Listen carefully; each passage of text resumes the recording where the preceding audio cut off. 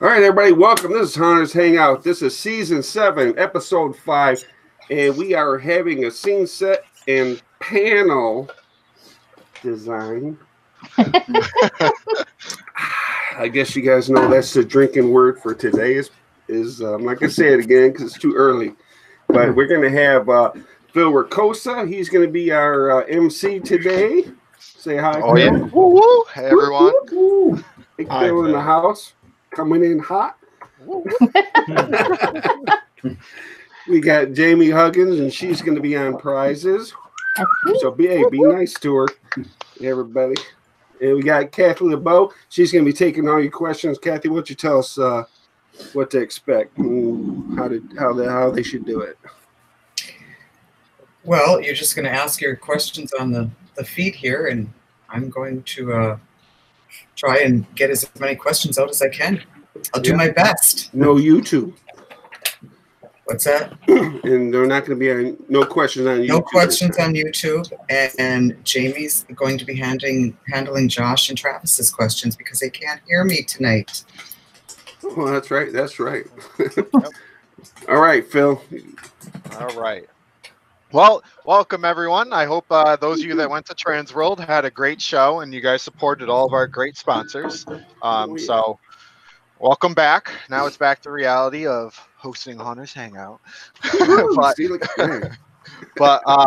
So I wanted to touch on one topic quick. We are doing a Hunter's Hangout t-shirt. If you guys have not seen the post, check the Hunter's Hangout Facebook page. We are running a t-shirt limited run design that we will be donating all proceeds to St. Jude's Hospital. So make sure you guys buy your shirt. So for those of you watching, we'll mention this again later when the show ends. But I'm going to pass over to Jamie to talk about some prizes all of you can win. And we have some really awesome ones to give away. Okay, so again, ask your questions, and every question that you ask enters you in for a chance to win.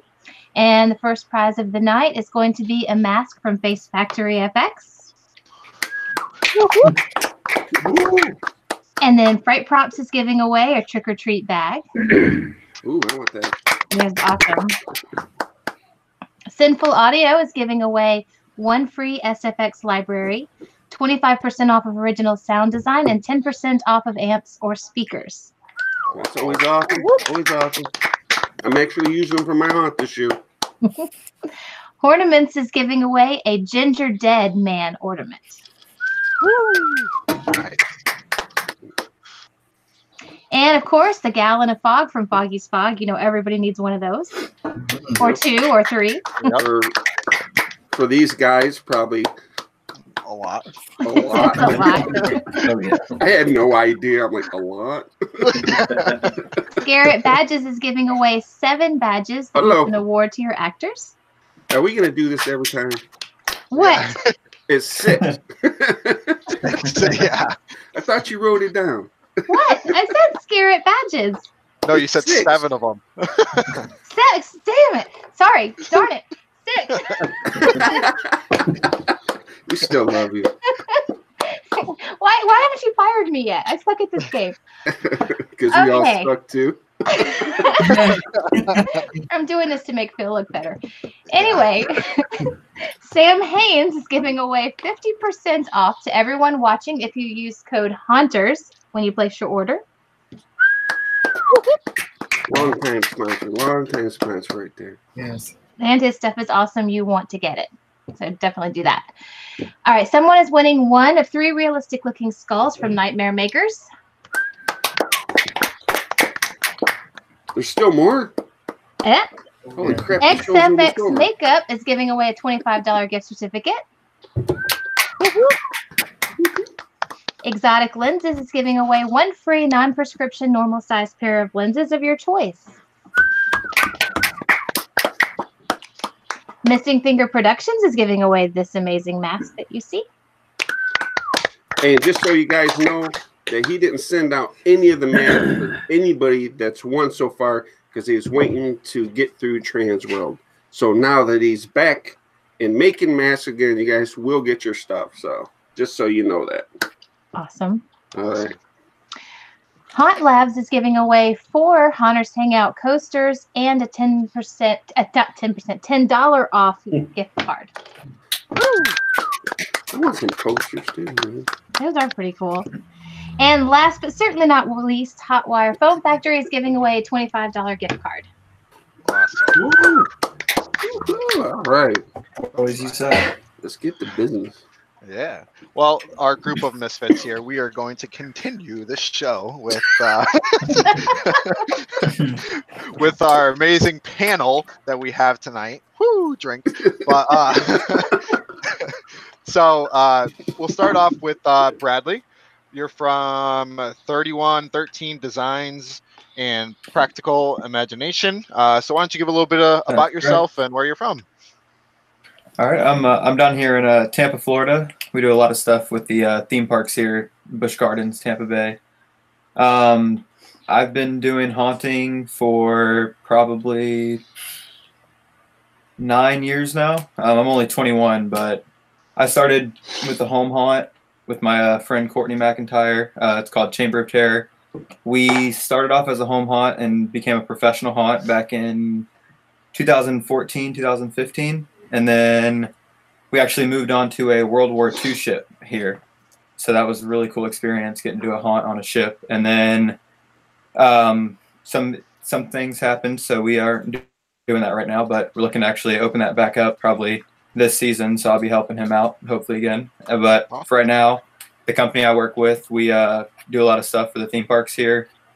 And yeah, that's pretty much it. That's awesome. Thanks, Brad. I feel like a total loser now. Yeah. He's like 21. I'm on haunt. Shit, man. Oh yeah, I didn't own the haunt. I just worked for him, but Yeah. he did give me a lot of freedom, let me do a lot of things. So that was cool. That's awesome. I need to rethink my life choices. All right, thanks, Brad. So we'll move over now to Justin Hill from Haunted Hills Hospital. Why don't you give us a little bit about yourself? All right, so I've been haunting for just over 10 years. I've been basically running everything out here at our haunt, coming up with all of our ideas, stuff like that, making sure it all happens on time and when it needs to. We've also just expanded into a new company where we create costumes, we create masks, anything that a haunter really needs. So yeah, we're doing everything all at once with a small crew, and we feel it. So, Yep. And what a fine crew you got. Fine crew. thank you. Yeah. And where'd you say you're out of? Northwest Indiana. Nice. Nice. Very cool. All right. So we'll move over to Josh and Travis from 12Pole Manor, Haunted Attraction. Welcome, guys. Why don't you give us a little bit about your knowledge in haunting? Have at it. Well, I'm Josh. This is Travis. Travis. I've been haunting since I'd say about 7 years old. Started doing home haunts and everything, and then kind of moved up to working at theme parks and stuff. And then we met at a community thing in Wayne, West Virginia, and then they actually bought 12Pole Manor. And this is about our 3rd year. Yeah, this will be our 3rd year open of the actual pro haunt. Yeah, 3 years. Yeah, 3 years. Yeah. I had to do the math. Yeah, we opened 1, 2, and 3. But yeah, and that's, I mean, we mainly work there. Yeah. Not really a company or anything like that. I mean, we got the haunt, and that's pretty much our home and where we work. Yeah. Haunter's dream. Yeah. I know. Yeah, it's pretty nice. I mean, there's other things we would, like to expand out and do eventually, but Yeah. For now, this is what we're doing. Are you guys the main build team? Pretty much. Me and another guy own the place, and like I'm more of like the design build. The other guy that owns it, he does as well, and Josh he's the guy that comes in the back and paints everything and details it up, makes it look real nice and grungy. And Yeah, I can't build, so I just do the painting and the detailing. So you actually got the best job. Yeah. So you got to like build build the stuff. You just come in and make it look nice. Yeah, I just come in afterwards and just make it look all nasty. That's awesome. Nice. All right. Well, thank you guys. We'll come back to you in a couple minutes here. So, what's that? Okay. We'll bring it back over to Brad. So, Brad, we'll start showing some of your pictures here. Alrighty. So, what's going on? What scene is this? When did you? Gosh, I think that is back in 2016. That was at the Chamber of Terror. That was our morgue scene. We're on a World War II ship here in Tampa called the American Victory. And we actually, those beds you're seeing right there are actually from the ship. And they actually had writing on them from some of the soldiers that were like Vietnam in 60 days or home in 30 days, things like that. Wow, So it's actually really crazy Yeah. seeing those kind of things. And they let us use them. We weren't allowed to paint those up, but we definitely incorporated them in as best as we could. I have a question for you from Pat McBride. He asks, what do you like best for blood? Like this, the footsteps in this picture here. I mean, do you use spray paint? Do you use a special form of blood? Hello? You there, Brad? Oh. No? They had to ask him a question. Brad died. You interrupted him. So that blood right there is actually just. There he is. There it is. There it is. Okay. Oh yeah, I don't know. It's weird. Yeah. Did I you said hear? I usually I go to permablood. That's my first choice. Okay. Very good. So I have another question too from Courtney Jean Rook. What was the turning point for you to go from home hunt to pro hunt? What was that? Question, what was the turning point for you going from a home hunt to a pro hunt? So the friend that I worked with that owned the haunt, his name's Courtney McIntyre. We actually got contacted by the owners of the place. They owned basically have a bunch of jump houses that they set up in a warehouse, and you pay for your kids to go play there. And they actually gave us a section of that to set up the haunt in, and that was kind of our turning point. So they actually visited our home haunt, and we're like, yeah, wow, we really like this. So we want you guys to use our facility to do your haunt in, and that kind of started us off. Oh, Very cool. Very cool. Is this a jail scene you guys made? Yes, so that's over at Busch Gardens, Tampa. That was that was done this past year. That was all done from styrofoam and then hard coated and painted. What did you hard coat it with? So that was actually the hard coat from the hot wire factory. Oh, was it? It's like their powder coat that they sell. Yep. And do you do all the painting in your scenes too, or? Yeah. So at Busch Gardens, there's actually quite a few different companies that work on it, but this house is the black spot, and our company did most of the work in here. So yeah, with this, it was just I actually did pretty much this whole cave. Wow, awesome. It does look good. By myself. What was this made out of? This is all foam. Frozen. hello. Did we lose him again? Just give them 30 seconds. I'll be your entertainment in the meantime. Oh, you can't even see me. Damn it. Oh, God. Can't. So yeah, I'm here. All right, go ahead, Brad. Oh yeah, that's weird. I don't know what's happening. Yeah, it just keeps freezing. You're good. Huh. Anyways, yeah, that's all done from styrofoam. That was me and another guy that I work with the company, but it's all just carved foam and then painted. Very cool. No hard coat on that either. That was all just left foam. Wow.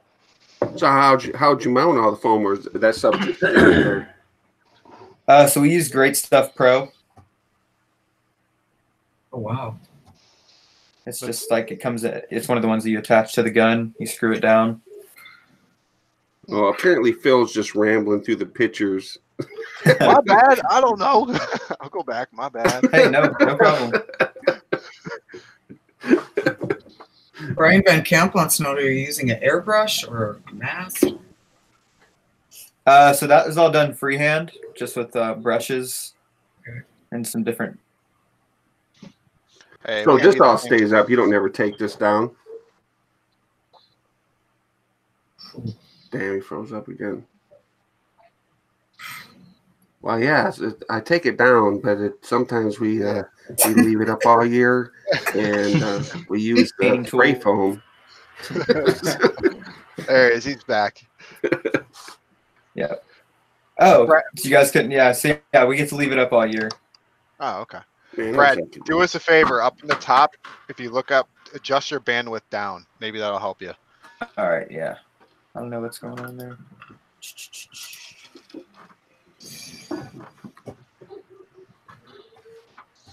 So, and what's going? Is this all foam here in this scene too, or did you use wood panels? Oh, there you go. Drink. Yeah, that's a mixture of wood and foam. So that top layer is all wood, and then that cut-in part is done with foam.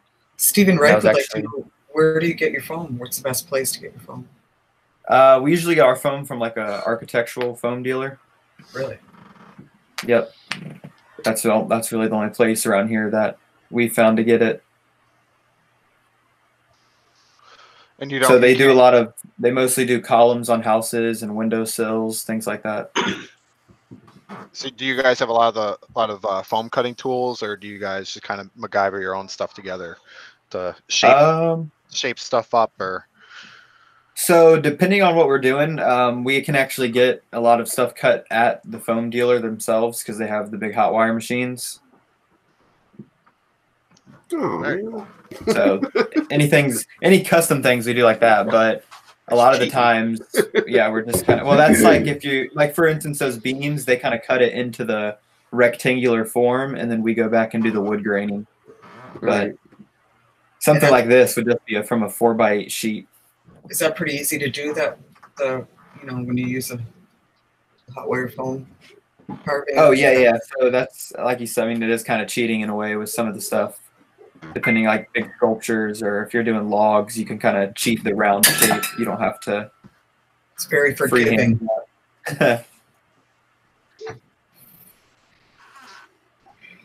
So, Bob Cole would like to know: do you set a budget for your projects, Bradley, or? So I've worked on a bunch of different projects. Actually, I've worked on stuff with no budget, and I've worked on stuff with the theme park budget. So it's all different. I kind of work with what I can get.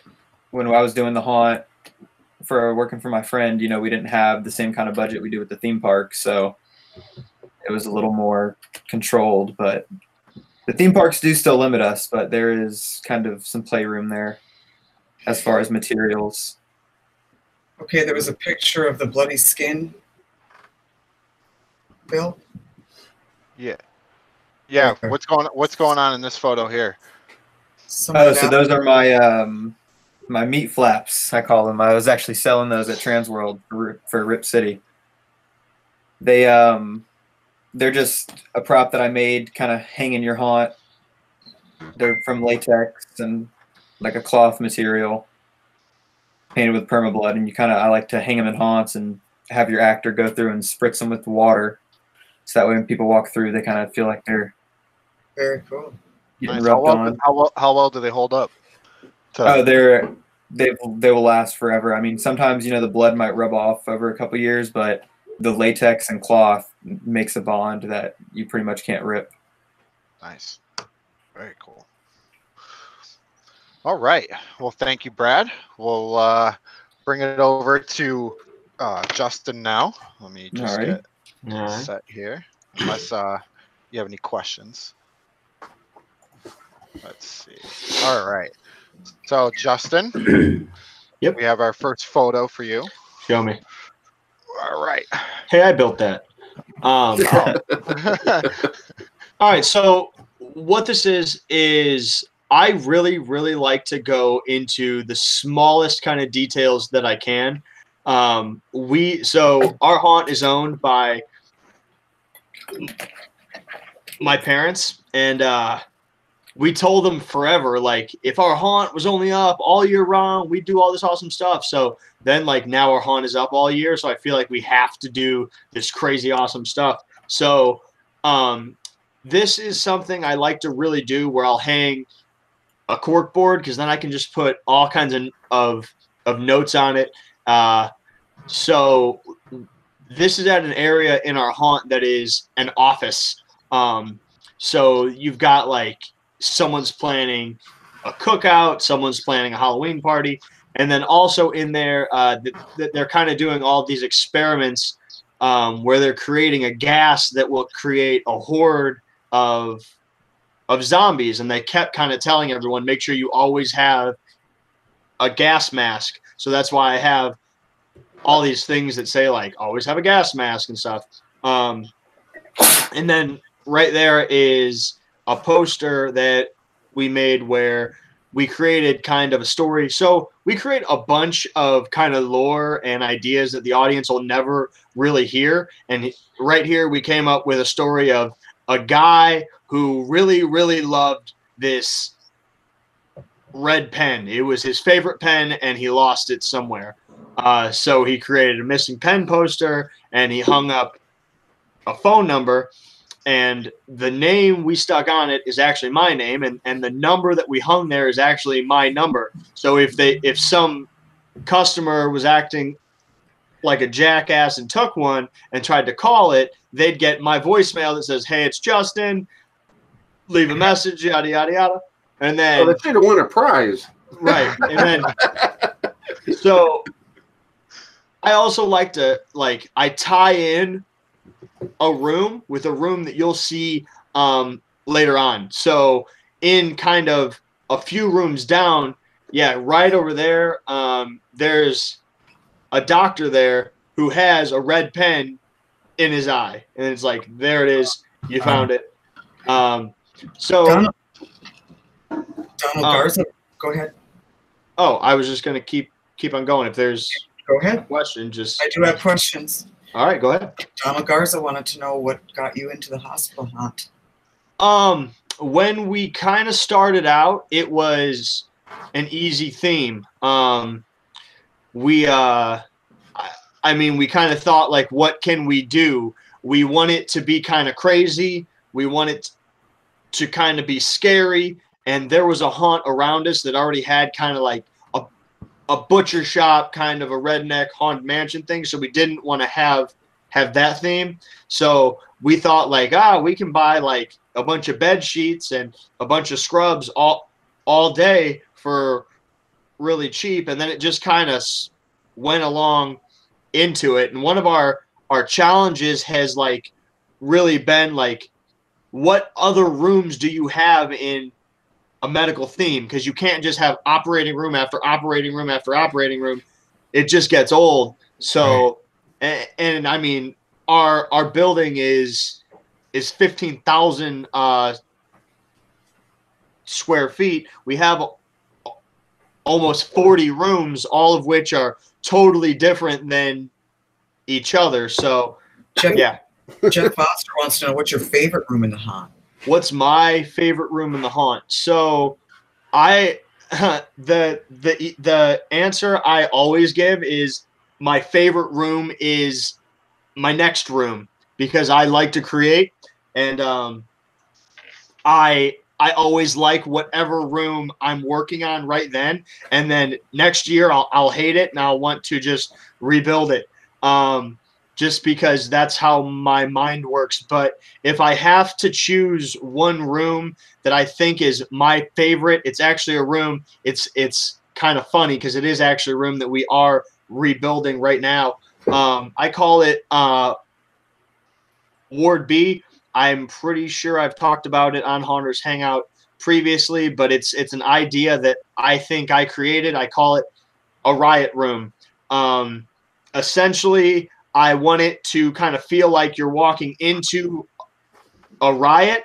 So I build a room that is made to hold any from 10 upwards to even 30 actors, and I've done it. And when you walk in there and you have 30 people just screaming at you and jumping all over the place and running all over, I mean, you can't not scare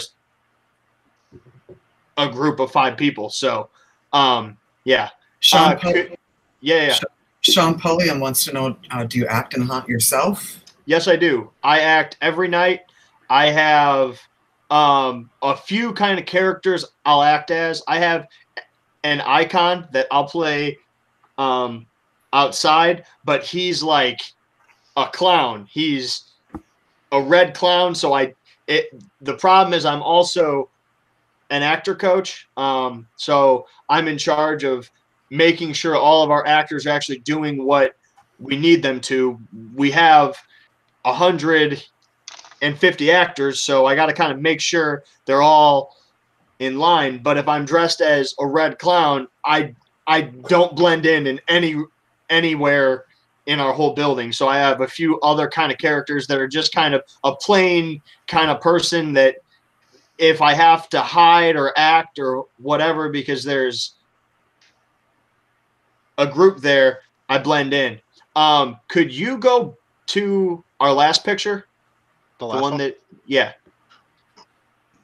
The one that, yeah. All right. So there's a few things in here that I wanted to kind of point out because our theme is all about kind of adding details and stuff like that. So kind of the first thing we did when we created our theme was we went online and we looked at a bunch of pictures of old kind of medical places and asylums and crap like that. And they all have this kind of like the same kind of paint job where you'll have a light paint on top and then a dark paint on bottom. And we did that all over. And then we said, wow, everything looks exactly the same and it really sucks. So what we did was I came up with an idea of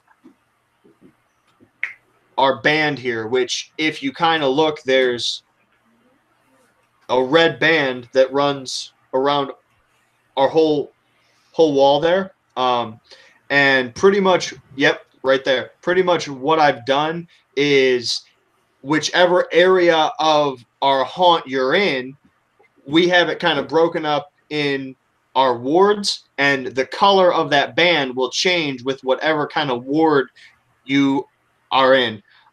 It's just a way to kind of break up that kind of like the same colors, because I'll use the same. I have memorized what colors of paint I use on our walls because I want it to kind of look like it's all one giant building that maybe one guy or one kind of company a long time ago was in there and they just painted all of it. So another kind of detail I'll add in literally every room is a clock. So there's a clock there, and you'll find it in almost every room in our building. There's a clock there. I mean, every room I have a clock in it.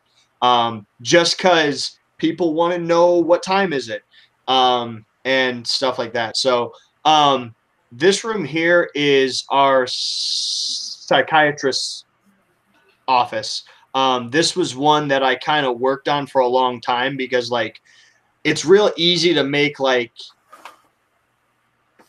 a surgeon really scary because he'll just chop you up. That's super scary. But how do I make a doctor who is working on like your mind a really kind of creepy guy? So in here we made up a kind of tale of he's traveled all over. He's hunted animals. He's got all kinds of heads and stuff from like the world over, and he's kind of working on fear and learning about nightmares and stuff like that. So I love the old tape recorder. Yeah, so that was another kind of our aspect. He is spending a lot of time asking questions and interviewing our patients, so he would probably record a lot of it, and that's why over here on our left, you just have a bunch of boxes of tapes where he would have just hours and hours of patients that he's kind of talked to. And a quick kind of note in there is there is a skeleton there in that picture. That is a human skeleton. That was in the display. That was in the display case back here.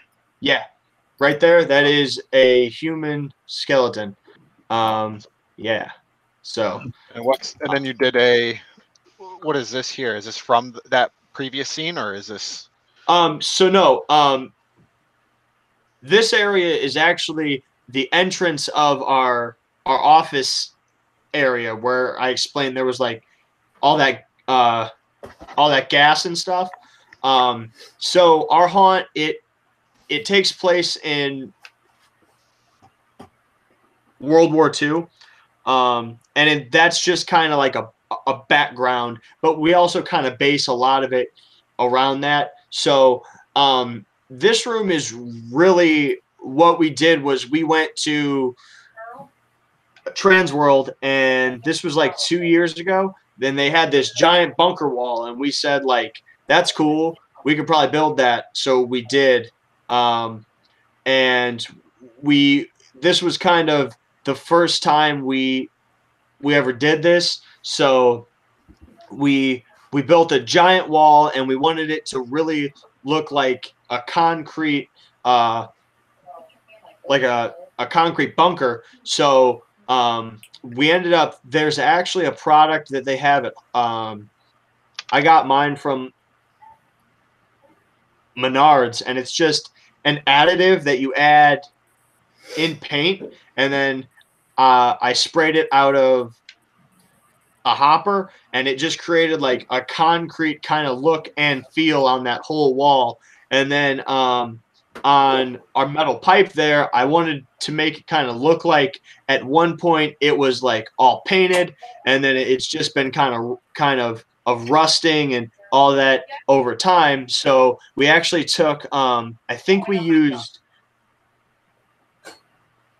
newspaper and glue, and we glued on all those pieces and then hand painted them all. So yeah.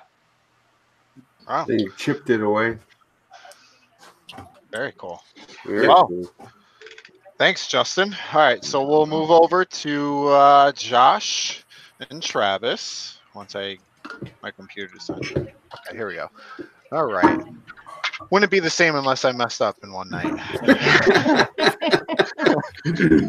It's But- just wood. Yeah, I know. So, why don't you guys give us a little bit in your set design you guys have here? Is our doll room, kids room. This is actually an actual house. It's not a building. This is a house. I think build date is like 1889. Like, it's for real old. We like to do a lot of natural things, like the natural lighting. Like, that's just the slats in the ceiling right there that you're looking at. That's the real slats from back in the day. I just knocked some sheetrock out, and we detailed around it, and the lighting is actually coming through that from the attic. Oh, I was like, man, I've never seen lighting in that before. It looks really good. Yeah, like if you're not like seeing show lighting itself, it looks like it's nighttime. The moonlight coming through. And then Josh can tell you about like his detailing and all this. Well, I guess the first question I have, Josh, is how did you hand paint those right there? All those little. Yeah, I mean that's a cool little detail. Yeah. That's top secret. Yeah. No, that was just the top secret is the house is slanted, crooked. So it naturally runs forward. So yeah, you guys totally should have lied about that. I know, but no, we don't care. $6. We don't care. It makes it awesome. It's an old house, so I mean, it really feels like. I mean, it's sturdy, but it's just so old. Eventually, over time, it's just settled and No, you should have been like, I hand painted that. Yeah, each little squiggle I went up there and did. Yeah. But no, this, like he said, this is our doll room. It used to be. This is one of our new rooms for this year. It used to be our UV blacklight kids room, and we wanted to kind of go this year more Victorian Manor kind of thing. So we wanted to make it like an old doll room. A lot of the furniture has come from old houses, different things like that. Like, as you see the doll in the left-hand corner, it's a life-size doll that Travis sculpted and painted and everything. Made that. To the right is like the baby crib that they walk around. We have all our dolls and everything too. But also, if Kathy asks us a question, we cannot hear her. That's okay. I'm asking your questions. Okay, cool. Okay. And while we're on to that, Julian Griffin wants to know, is your haunt more towards families or adults only? Both. Yeah. We like to try. Of course, we would like to be, you know, a more intense, but it's just more family friendly. I mean, it is scary, and it's not, you know, we're not going to back off because a little kid's crying, but It looks pretty scary. Yeah, Yeah. it's pretty intense. it's intense. But I mean, we don't. I mean, if you're 6 years old and you're with your mom, come on. Yeah. No, I mean that's just how we are. I mean, we still don't back off though. So if you Yeah. start crying, we just go harder. So, but in this picture, this is our kitchen area. That's like our old timey fridge and everything. I don't know if you can see the floor, but the checkered floor came with the house. We just pulled up the carpet and it was underneath there. Awesome. So we just left that. A lot of the stuff in here was, I mean, in the house, a lot of it's natural detailing too. I mean, except for the runs and stuff, and the blood, of course, was not in there. But other than that, I mean, yeah. we don't really Looks have like to you do got much. a pest infestation here. I think. Oh, you guys yeah. got a problem there. Yeah, we got Past. there's we got some cockroaches. So. Well, Jerry Barb wants to know, is this house in a commercial area or are you in a neighborhood? It is in a neighborhood. Yeah, we're dead set between Dead center of a neighborhood. these houses. Wow. You see this whole neighborhood, and then our haunt right there. Yeah. So, But we're a small town, Wayne, West Virginia. We got great neighbors. yeah. Most of them are actually volunteers and stuff. They come over and help us year round. We have a good crew, so they all That's awesome. like to take care of us. So So do you have a problem with parking? No, it's pretty much the whole town you can park in. It doesn't really matter. you can walk there. Yeah, it's just not it's just a far. block from courthouse parking, bank parking, church parking, and everybody's cool with it. Yeah. So Oh, that's awesome.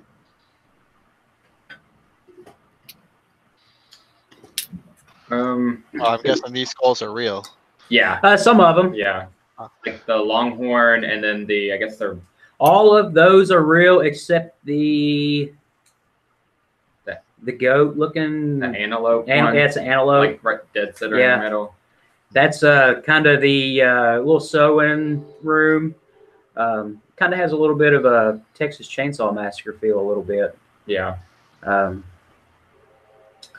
long does it take one of you guys to come up? Well, once you get an idea in your head, how long does it take to go from start to finish for your scene, would you say? Oh Lord, it depends. I mean, last year we literally worked on a room for almost 2 months. Yeah. That was a Um, lot of work that we had to do too. And then like this, it just depends on the room and funding as well. And then sometimes we can bust the whole room out in a couple days. Yeah. We have a good crew with us too. Yeah, we've got a lot of help. I'm going to combine a couple of questions. How do you get around the fire inspectors and building inspection? And did you have to put like water sprinklers and things in there? Yeah. Yeah, we don't, in our town, like we don't really have building codes. I mean, we do have fire codes and all that we have to go by. Nice. And what was I going to say? The what is this a sew kit right here? This box. That is a sewing machine. So what was it? What was the theme? I might have missed that. in It's this kind of like a sewing skin together. Oh yeah, look at the bottom. Okay. Yeah. Yeah. Okay. Yeah. Yeah, if you can, I don't know if you can see that on this old Singer sewing machine down there, but it's got like a big skin piece sewn together and stuff. Okay. Oh yeah, right there. Yeah. Yep. Oh, Yeah. I can't. It's down there. Yeah, you can see a little ear sticking up. Yeah. Yeah. Oh, very cool. Well, Courtney wants to know, on average, how long does it take you to design and finish a room? Oh, that's what. This is actually the room right here that took us forever, and I mean, that's just, it was more of a, it wasn't a room the prior year, so that was actually like, you know, bottom to top build. It wasn't just like changing a few things. Yeah. That one was, but if it's something that we're just changing up or redesigning, it might take us a couple days. So did Josh just sit back and go, crack his fingers like, oh, you guys ready for me yet? Come on now. But no, this literally right here where you see the morgue, this is our morgue room, but if you see the morgue table, that used to be a back porch, and then that brick wall right behind there used to be the wall of the house. So we just cut some holes in there. And then the room with the chair used to just be a storage room. So we kind of just combined the back porch and that. We boxed it in and then kind of just made it our morgue room, which we do have like a funeral parlor and everything that you start off in the house, like the old timey houses. Some of them used to have their own funeral parlor inside.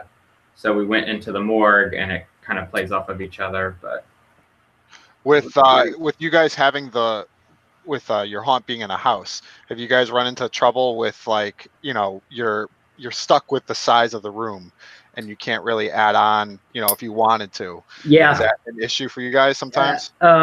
Occasionally. You know, you always got to worry about like your load bearing walls. Like you can't move this wall, you know, because this is holding the floor above you. But most of it's a pretty good sized house. I mean, it's like it was, I think, 6 bedrooms, 2 bathrooms, a humongous dining room, two living rooms, and then when you cut that up for haunt rooms, that's a lot of space. You have a huge backyard too. We have about probably, I don't know, 3/4 of an acre or something out back, like a big flat. That's part of it as well. So did you have to cut more doors so you could enter and exit, or do you like circle around rooms and go back out? You kind of like circle around.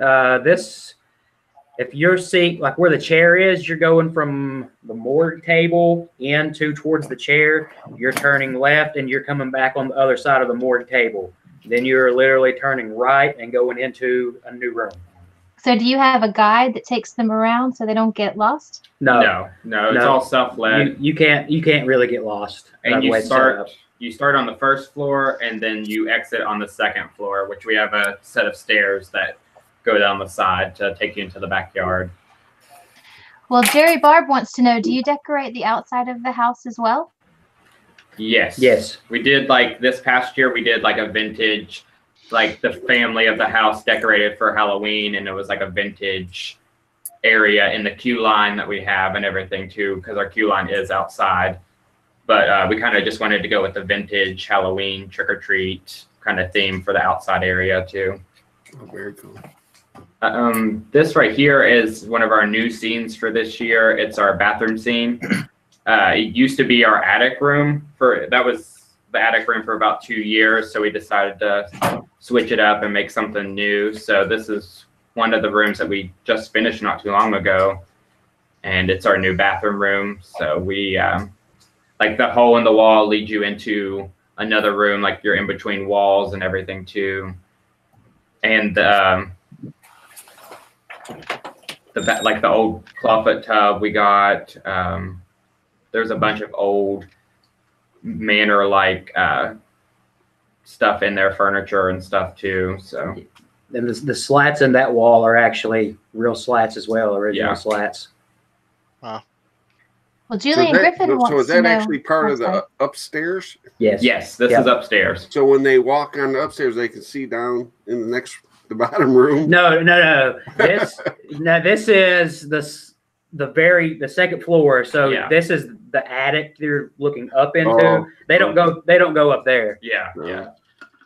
Anything on the first floor doesn't have lighting like that, just because you can't. Gotcha. I don't think this is the first photo that's had it, but do you guys have like furnaces or like little fire pits or places, I should say, in every room? No. I mean, sometimes it's like a reoccurring thing we put in rooms. It's like, I don't know, it's something I like. You know, people, they have to stay warm in real life. So some of those were just already in the house too that we had, and then like this one, it has the flicker LED that Travis put in there too, so it looks like it's literally on. That's awesome. Well, Julian Griffin wants to know, what kind of distressing techniques do you use? That's all you, buddy. For me, there's different ways I've kind of just learned from different people. Like in this bathroom scene, I kind of did just, of course, wetting the walls and then taking brushes and just throwing paint and flicking paint. Some rooms I do, like we have a trophy room now, or our living room now. I did this, like the wetting the walls and then spraying spray paint and that grime build up on it. I don't do the same technique on every single room. It just depends. Like for the more bathroom rooms, I would do the throwing the painting and stuff, and the grime, the greens, the nasty. Like I covered that toilet in poop, like silicone poop. So I wanted to put a little spotlight on it so everybody saw it. Nice. But it just depends on what room I'm in and what technique I really use for that room. Right. So do you do the lighting also? Travis does. Travis does lighting. And just so you guys know, we're focusing more on Josh and Travis right now because they have a long trip to go home and they are going to be cutting out. And then after they cut out, then we're going to go back to Justin and Brad and finish the last hour out. They just had to cut out early, so we're focusing on them more at this moment. Just so you know. Now you informed. Now you're informed. And we're selling Hunters Hangout shirts for St. Jude's Children's Hospital.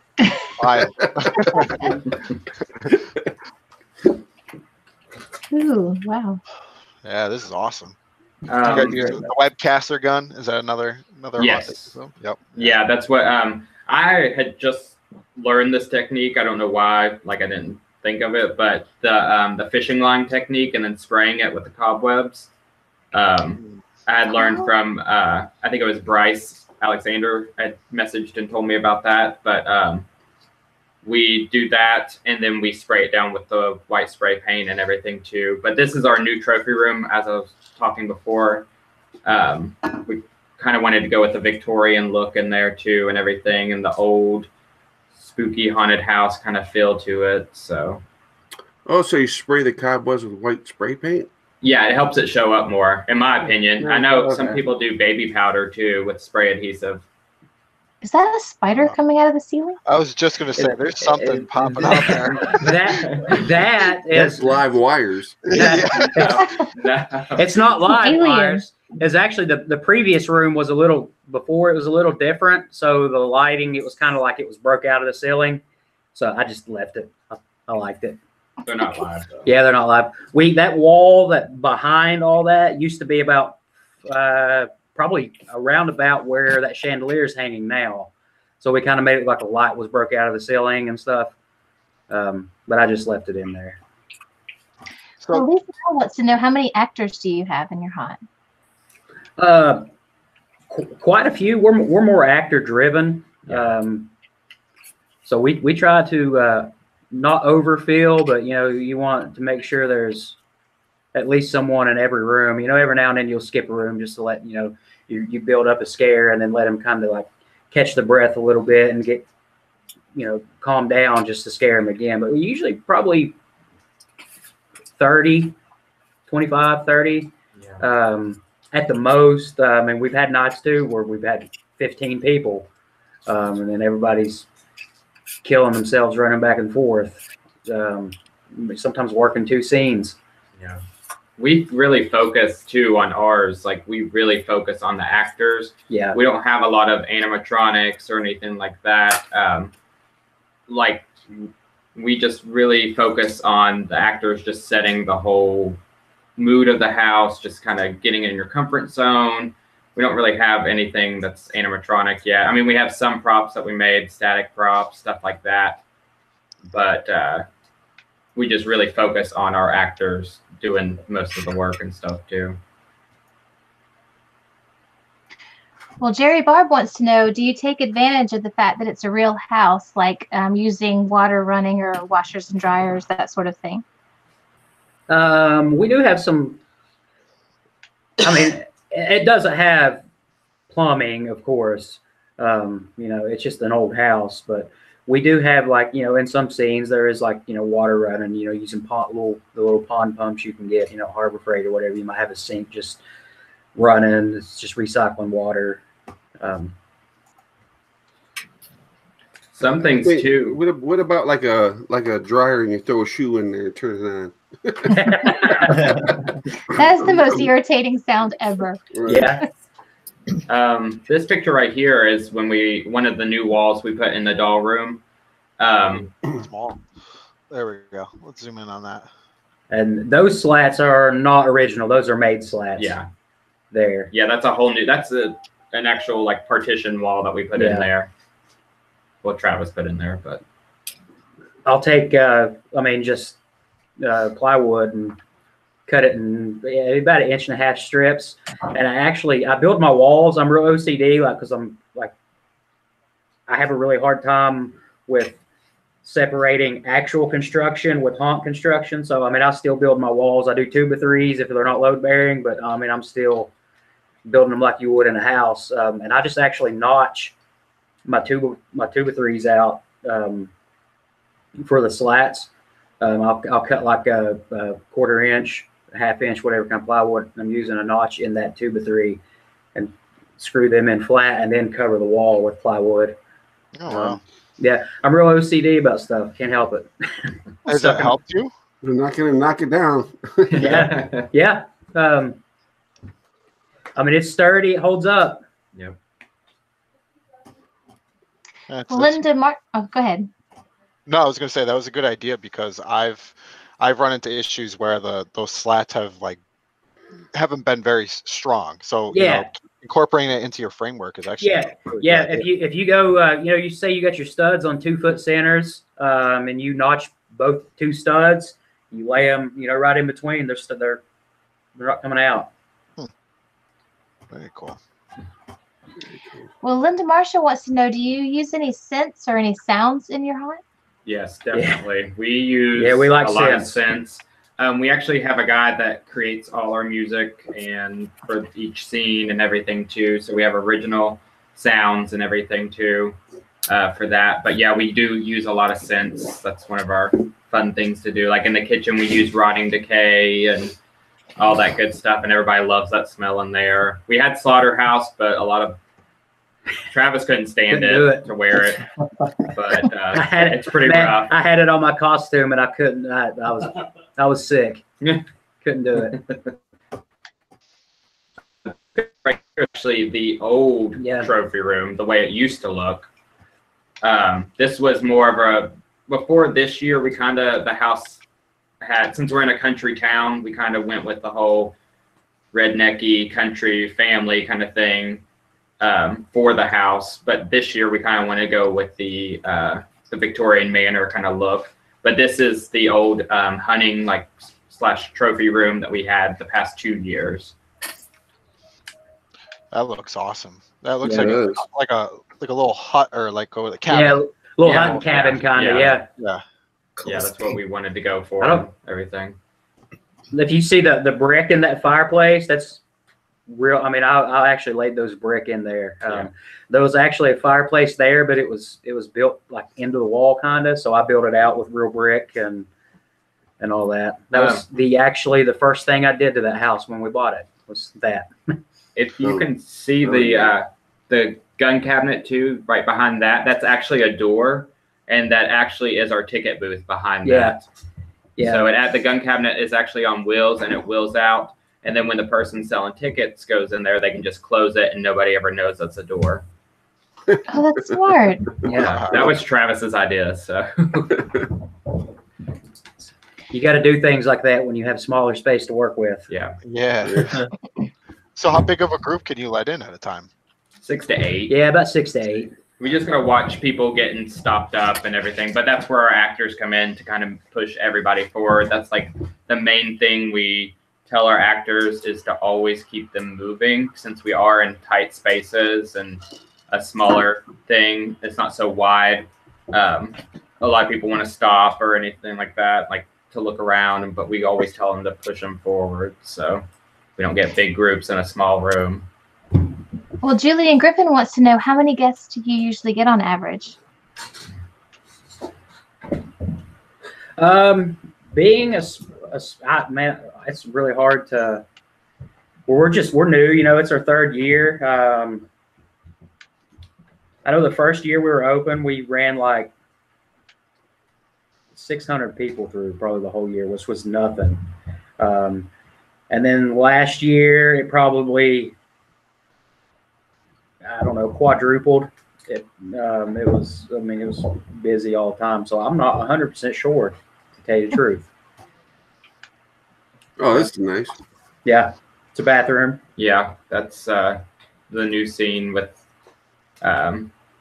tile there. Where Travis broke out some tile too to kind of make it all broken looking and gross. And yeah, that's that mirror is actually that's not 100% done, and I'm stuck between a drop panel where that mirror is, or possibly like kind of like a mirror effect where you're looking at it and you see mirror, but then when an actor gets up to it, you can see the actor. I'm not sure what I'm going to do just yet with that. What's behind it?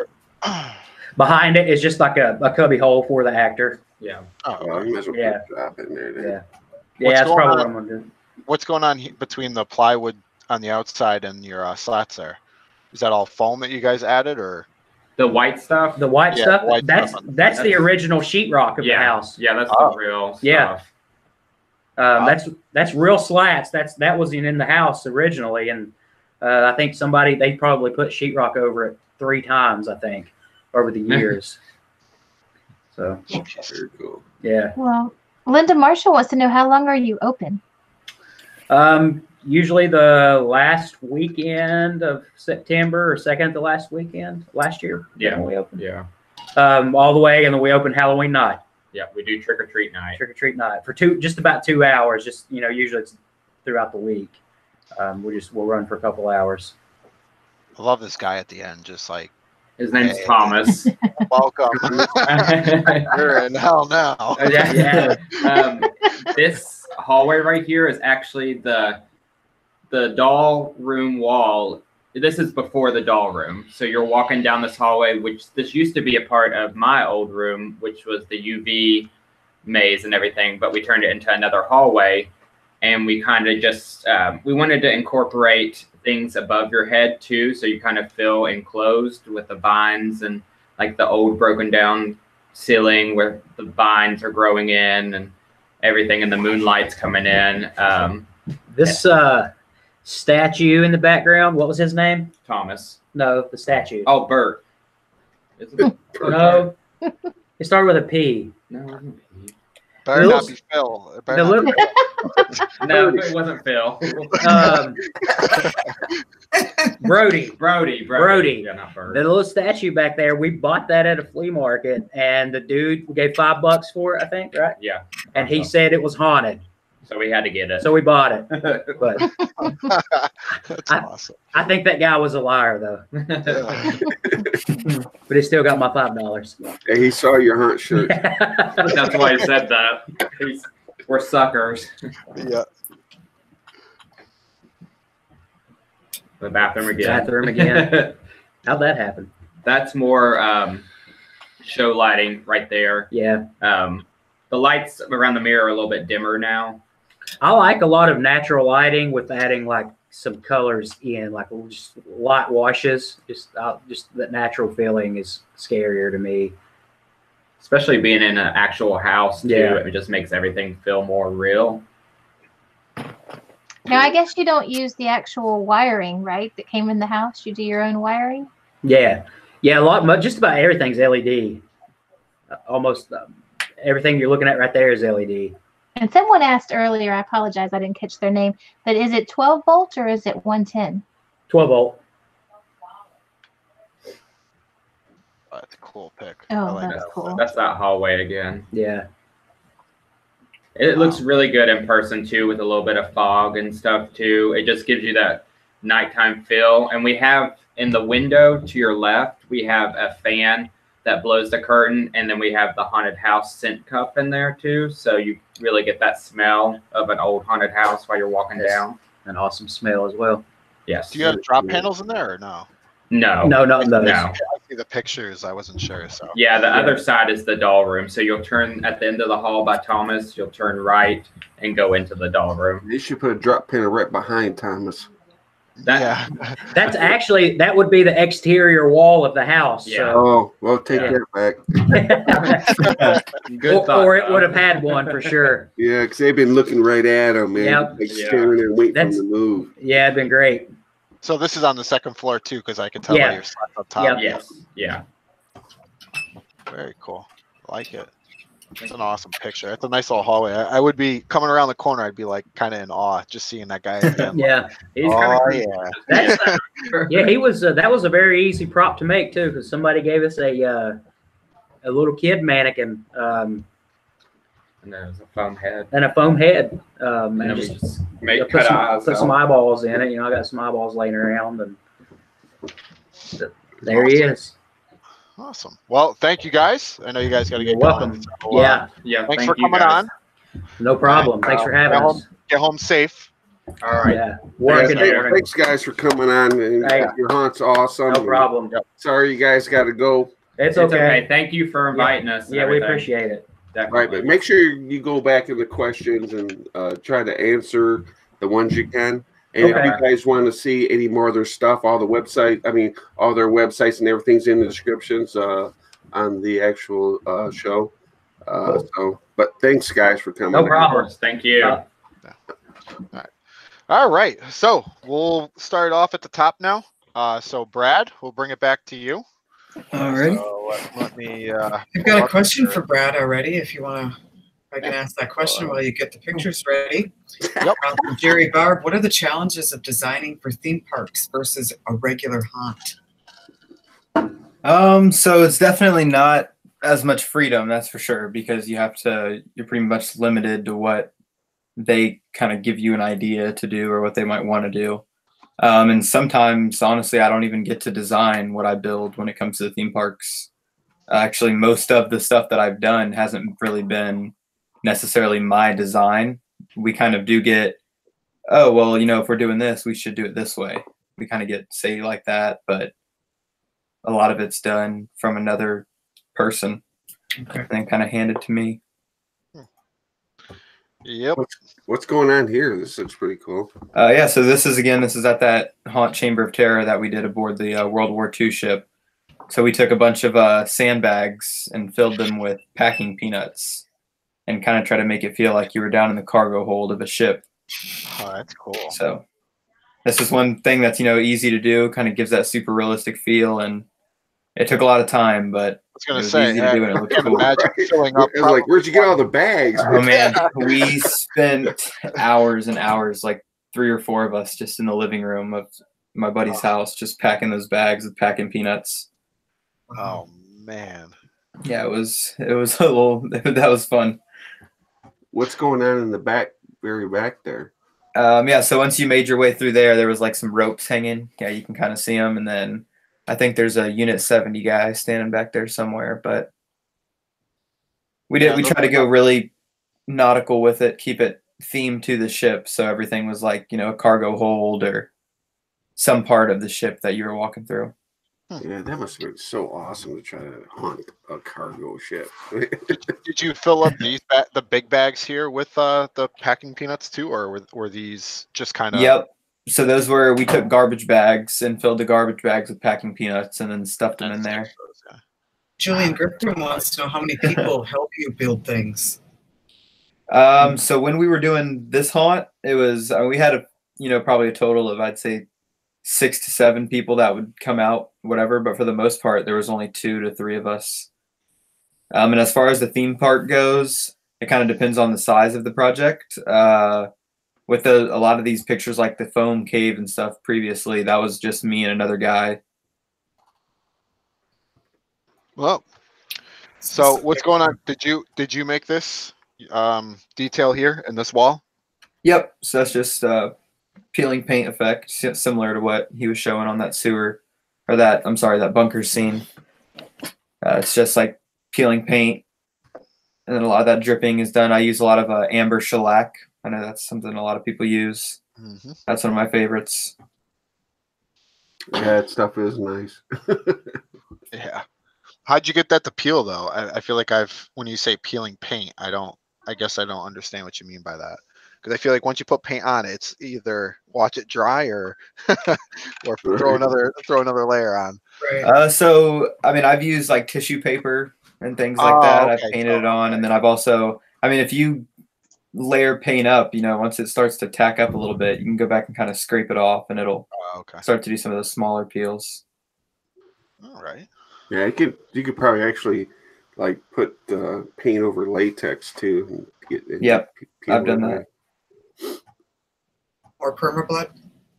More permablood. Yep, this was basically they wanted a scene where their main character, the serial killer, just went crazy in his asylum room and just kind of took care of his nurse that was helping him out.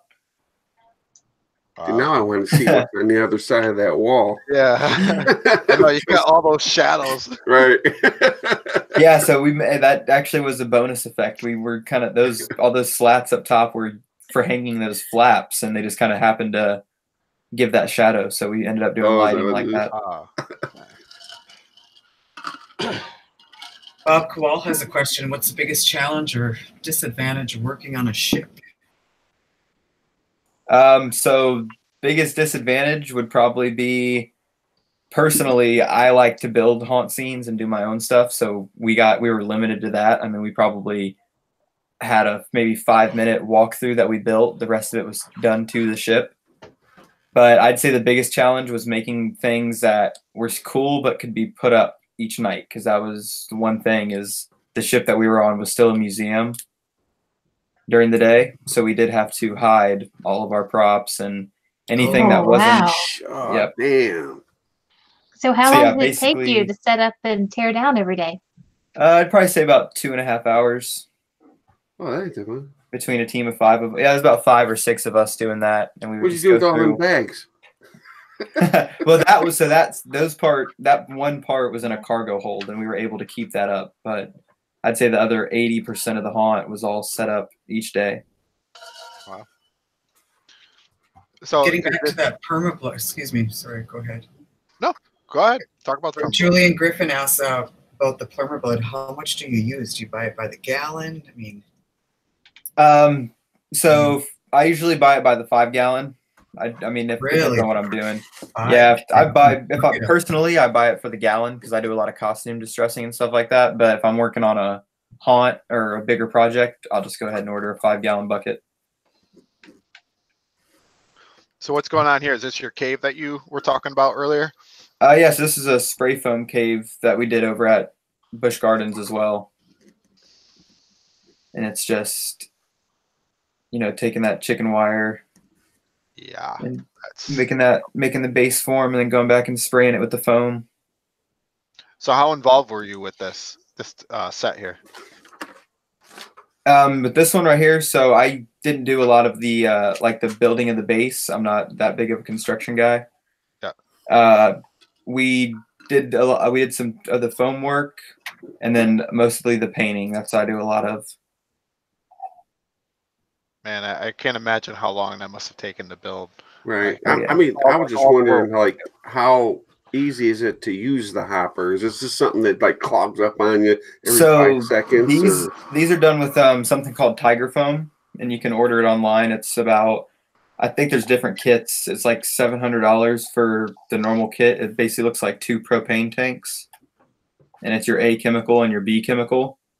Oh, how much does that give you? Is that like one wall or like that whole area? I don't honestly. I think it tells you how many square footage it covers on that. But we did that. We did a pretty nice sized cave with just one kit, and we had some left over. Oh shit! Jennifer Daigle wants to know, what's your favorite medium to work with when making your props? Like as far as foam, latex? Sure. Yeah, anything. foam, latex, paper spray. Yeah, I'd say foam, latex probably is my go-to.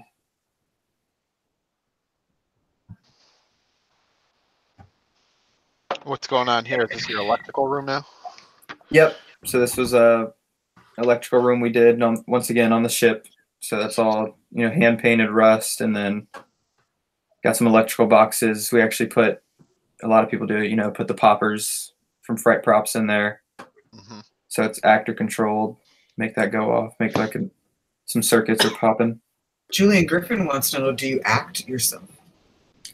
Yes, I do. I do a lot of acting as well.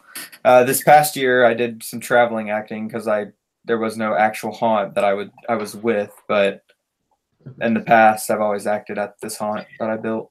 And Jordan Gallows wants to know, what do you use for the rust, like on this here? So this is all hand painted. It's just sawdust and paint. What I was gonna ask you was, have you ever had a scene that you had painted and detailed, and then all of a sudden you said to yourself, wow, this didn't come out as much as I wanted it to, and then you've had to basically not restart, but like put it to the touch that you wanted, you know? Oh yeah, there's definitely been a lot of times where I do that. And one thing, I guess, for me being such a young artist is I feel like I've done a lot of growing just in the past few years. So like even looking back at this picture right now, I'm like, you guys probably think, oh yeah, no, it looks fine, but I'm like shaking my head and like, oh gosh, that's horrible. Now I was wondering if it's like on the fuse box that has the white one. Did you? Oh, that is 100% real. on it? I cannot take the credit for that. Okay, because I was like, real. that looks really. Oh yeah, yeah. So the walls are all painted, and then the I believe on that one that says explosives, I'm pretty sure that's just Rip City's Rust Dust, like their death metal. Yep. Teresa Hansel would like to know, what's your preferred rust base color? Ooh, so usually when I'm doing rust, I start with like a pretty bright orange, as you can see in that picture. And I basically, that's my base coat. So I'll do the entire thing in that orange and then go back with a dark brown, I use wood stains, shellacs, different paints like that, and just kind of do some detailings. Very nice. Yeah, it's a pretty nice color. That's cool. Yeah, this was a fun one. So yeah, this was a photo op I did for Torment Factory. They're a haunt in Gainesville. This was like their bar area. It was all like a UV toxic laboratory. So this is just a photo op. Did you mix UV paint just and just let it run down with a water bottle? Yeah, so we were like, that was honestly one of the most fun projects I've worked on because we were so crunched on time. We had to figure things out kind of on our own. So, you know, usually I would have, for something like this, I would have used Rip City. They make a toxic sauce. Mm-hmm. But I actually just went to Walmart and I grabbed the UV paint. That was like $1 for the little bottle. And I just mixed it with water and it worked just fine. Awesome. Did you guys make the guys on there, or did you? So those are Unit 70, but then I believe they're painted with UV paint. They don't sell them like that. I was gonna say, it really pops. Oh yeah. And what did you use, like a purple, or is that just that's the?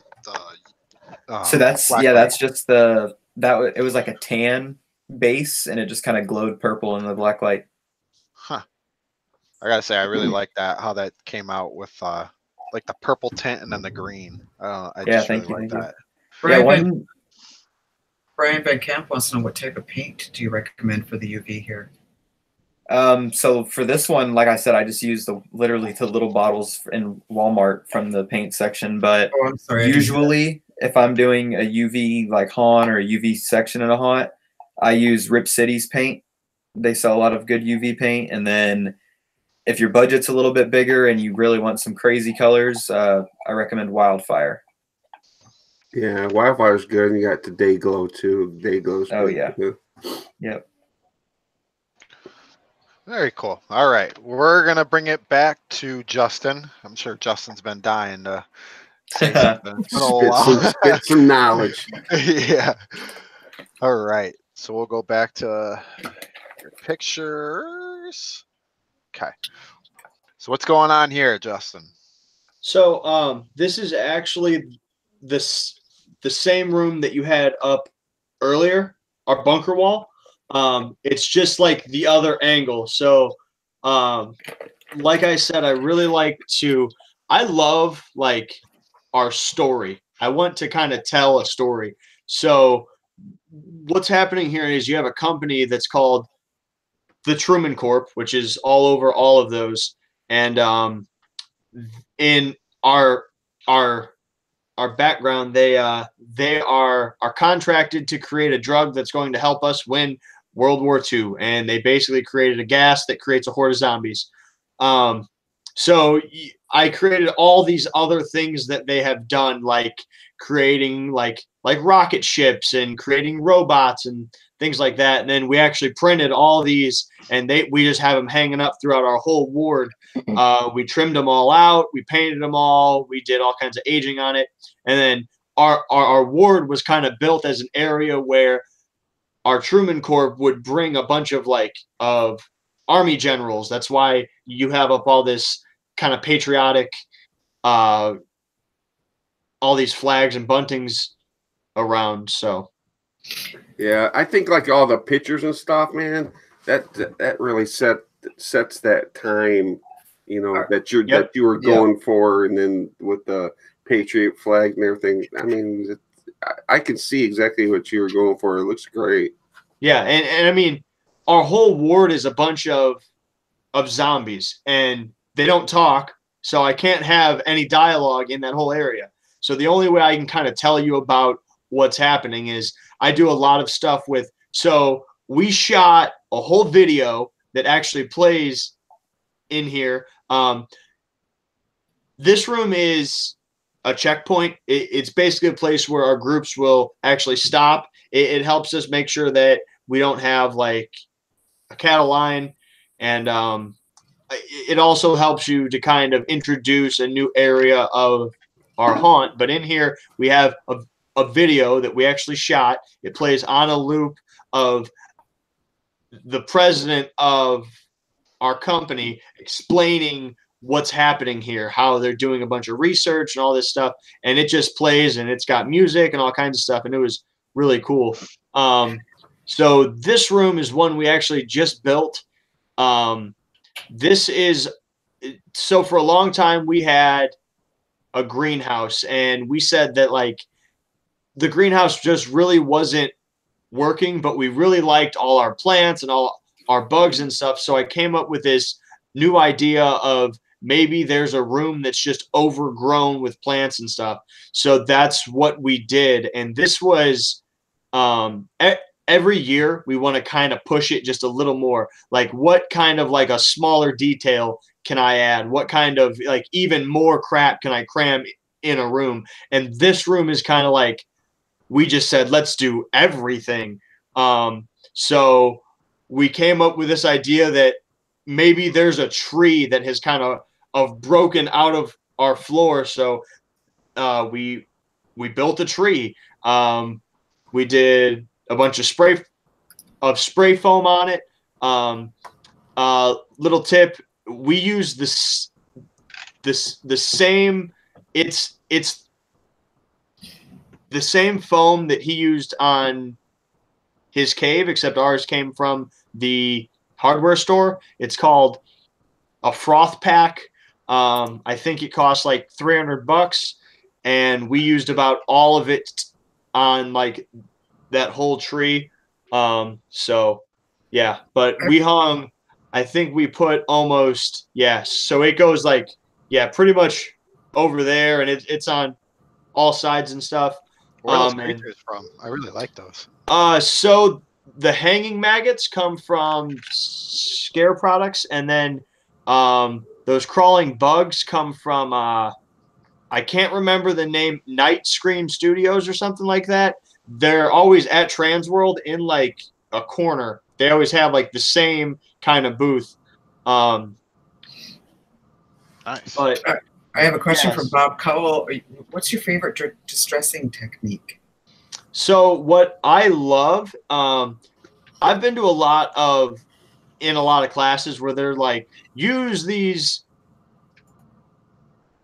bottles, they only cost $1. Like those things, they suck. They clog.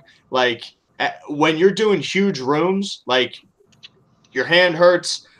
I use pump sprayer, and I'll use a few colors of paint, and I also do a layer of spray paint over our whole room ahead of time. It just makes it have kind of a base layer of kind of grime and dirt, and it creates a bunch of pockets of shadows and stuff.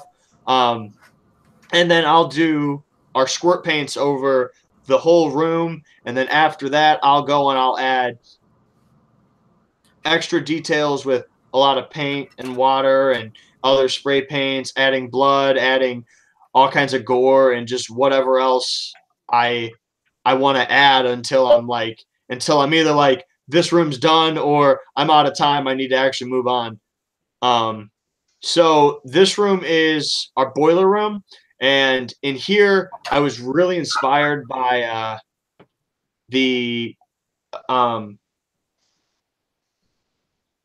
ride at Disneyland. So I really liked how it had like all these layers. So obviously this is not our haunt lights, but there's a walkway up there where in our haunt lights, it kind of looks like I've got a bunch of tools up there. Like maybe there was a guy up there working on whatever, and he just left a bag up there. All that metal is actually real. Our building was a store a long time ago, and they just left up a whole, like, a freezer. So we spent like 2 months ripping out this giant freezer, which just had a bunch of metal panels that have just been rusting for like 50 years. So we were like, hey, let's use this in the haunted house. It already looks crazy and scary. And we spent like a month just chopping it down, hanging it up, and nailing it up and everything. And it looks really good. Lots of questions. Detail on the wall on the left here, below the grill. Yeah, that right there. Yeah, that's all just real. I added like our air vent and our electrical lines, and I hit our whole room with a layer of spray paint just to make it look really dirty. But all that rust is just real rust. Damn, it looked out. So that's not PVC awesome. For the pipes? There was a question. No, that is. So what I did there, and you can kind of notice it on our bottom. I did a lot of orange rust, but if you kind of look, like, if you look at any picture of like an old kind of a rusty place, like, not everything is orange.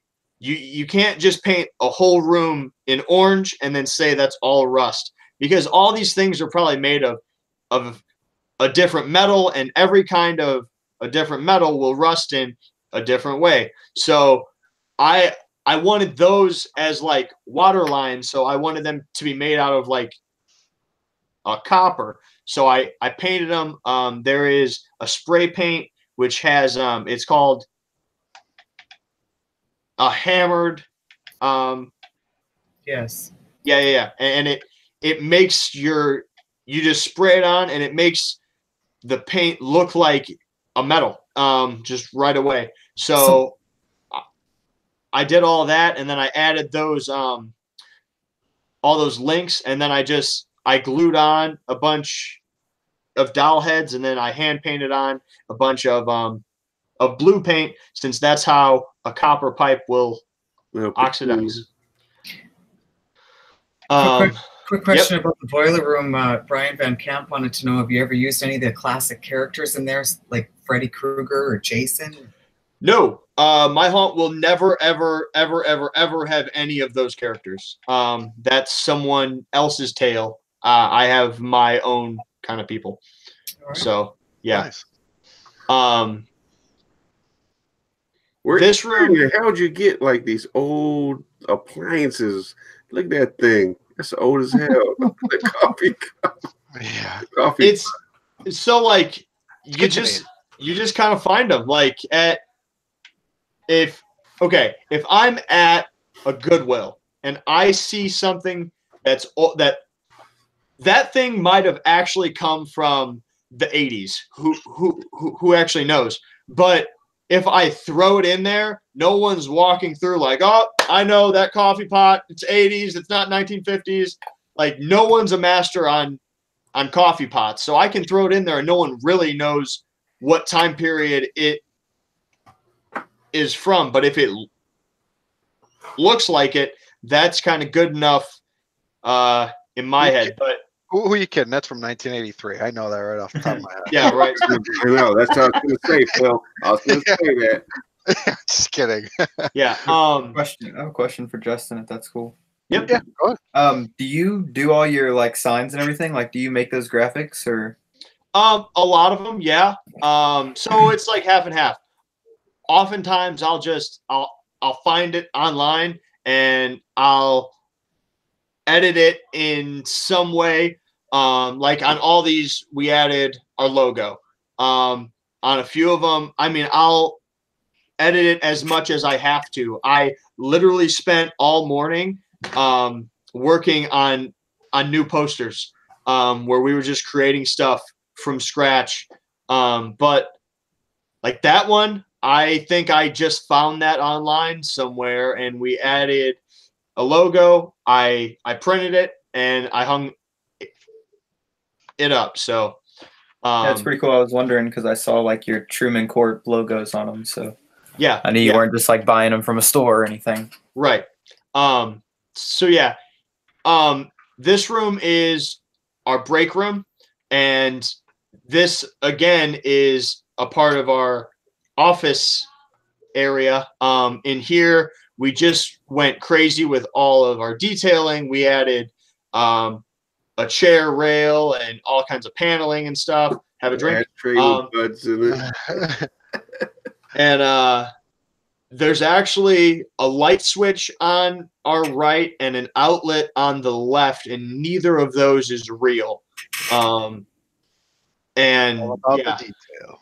Yep. And another thing I'll add, since our haunt happens around World War II, you'll see right there is an ashtray, and it actually has a bunch of butts in it and stuff. That's another thing that I'll put everywhere I can, because it's 1940s. Everyone smoked, even doctors smoked. So that stuff I'll have everywhere. I guess I'll give one piece of my best piece of info on propping and stuff is remember always to build horizontal planes. I think that came from Alan Hops. You have to remember that a horizontal plane is where you can put stuff. If your whole room is just walls that run up and you don't have anything that's flat, you can't add any details. You can always hang pictures and stuff, but if you add a sink, you can put razor blades and a washcloth and a bar of soap and whatever else, a pill bottle, all on that one area. So, yeah. Very cool. All right, we'll come right back to you, Justin. Yep, we just no want to problem. get through 5 more photos each. So, Brad, we'll go back to you. We got some foam to talk about. Oh, awesome. Oh, yeah. Did you carve all this yourself, or? Yes. So that is all. Actually, yeah, that cave was done completely out of foam. We used no wood. It was just a big rectangular room, and we started filling it up with big blocks of foam. Oh, so these are the blocks of foam. These aren't the spray foam? Nope. Yeah, that's all just straight blocks of styrofoam. Wow. Man, There's probably a lot of heat gun. Yeah, I was going to say a lot of little divots in there. Oh, man. Oh, yeah. Lots of carving. Was that done with your hot wire foam factory? So I mean, I use like hot wires when I'm doing the first big cuts or like an indents, like you see those big rock veins and stuff in there. But for the little nicks and all that, I use like either a wire brush, or sometimes I'll make my own tools with like screws through a piece of wood, or I use just like a regular little knife like a 6-inch blade. Do you ever spray it with water and then hit it with the heat gun?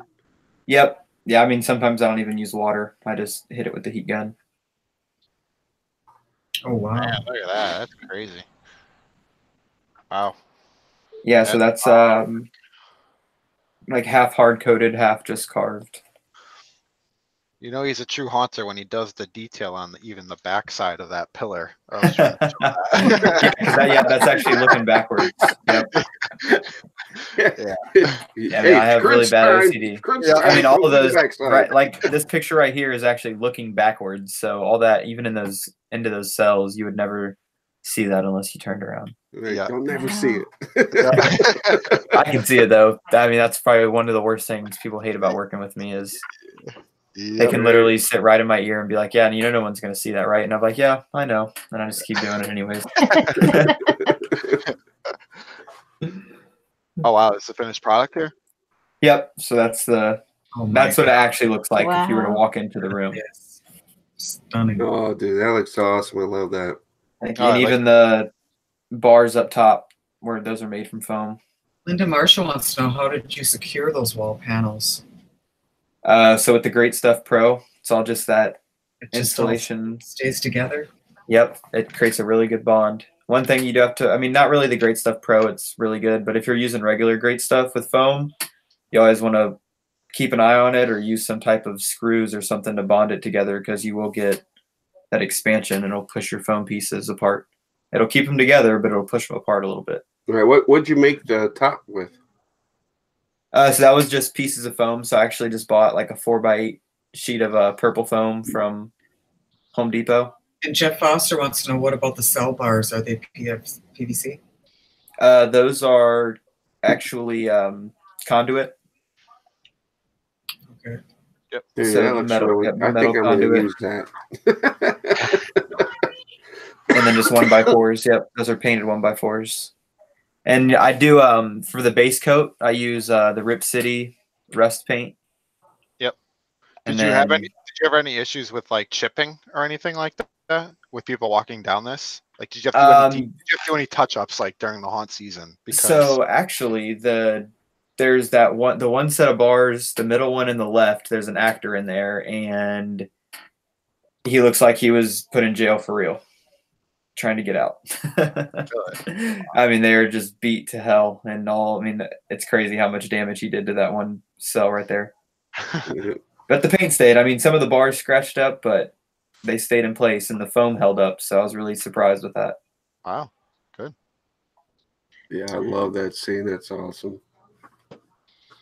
Yeah, this was definitely a fun one to do. What's going on here in this one? Is this all foam too? So those wood beams up top are foam, but the walls are just painted, except for those fence panels to kind of give that illusion. And basically what we tried to do here is kind of make it feel like you were going underground. I was gonna say it really looks like it. I was like, oh, yeah. Did you guys use that one tool where you kind of like dragged it across that tool? Yeah. Yep. It's called a wood grainer. So that's what I use a lot. Really? Wow. Yeah. See, everybody like gets the colors the opposite, and it doesn't look. Yeah. So right. A lot of people in this group watch the Hollywood Haunters. I know they're very popular. Right. And that's one thing that I know she talks about a lot is using the wood grainer. You can definitely do some cool stuff with that. Right. And I mean, those are flat plywood walls, and I just painted them to look like. Because my haunt this year is going to be a lot of that, so I have to figure out how to do that good.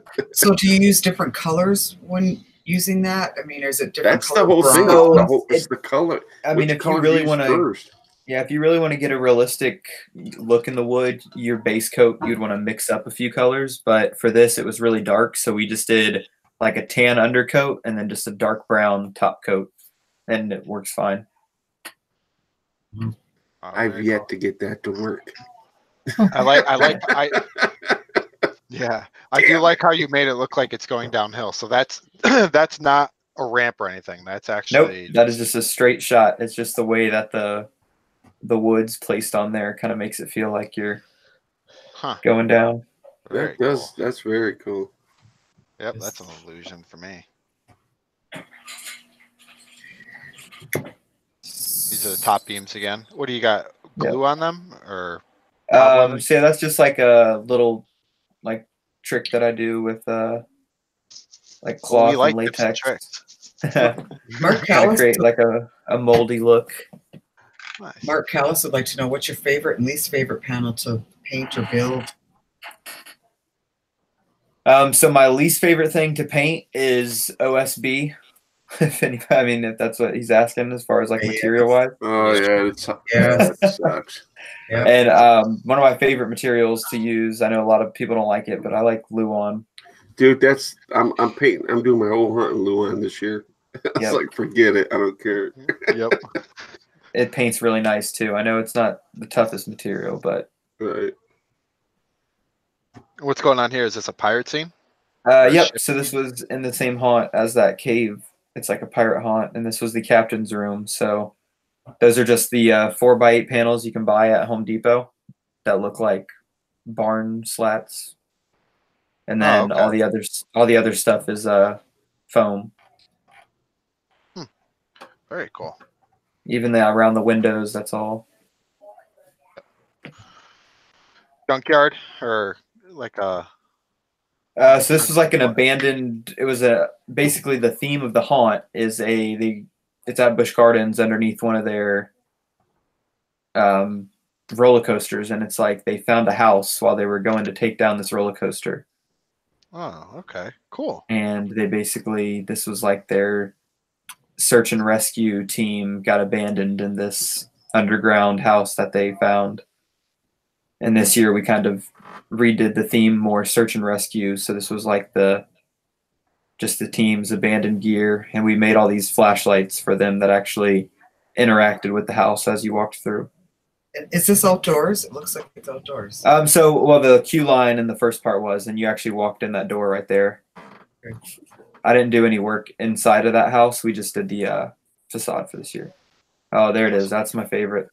Yeah, I was just gonna say I wanted to try to get to this before we switch. So that's awesome.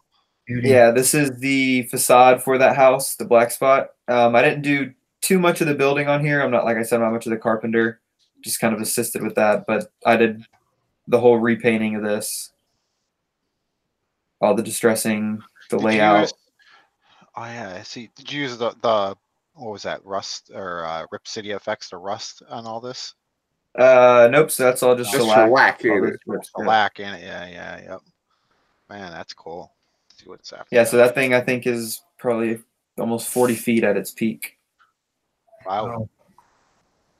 Yikes. Nice. That's tall. I know. What are those windows? Stephen Reich wants to know, what are those windows there? They're plexiglass, painted. Did you do that yourself, or? Yep. So they're just you just take like the tape, make the lines, and yellow spray paint. Nice. Very cool. All right. Well, thank you, Brad. We'll finish up with Justin.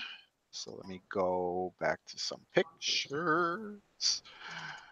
Come on, computer. Don't make me look bad. We're staring at you. I have a question. I have a question for Justin from Misty Meadows. She asked, do people give you a hard time using the patriotic items? Is it controversial? No, that's actually one of the few things I've never heard someone complain about. Well, that's good. Oh, that's good. Well, yeah, I think, I mean, it's not like I make a big deal about it.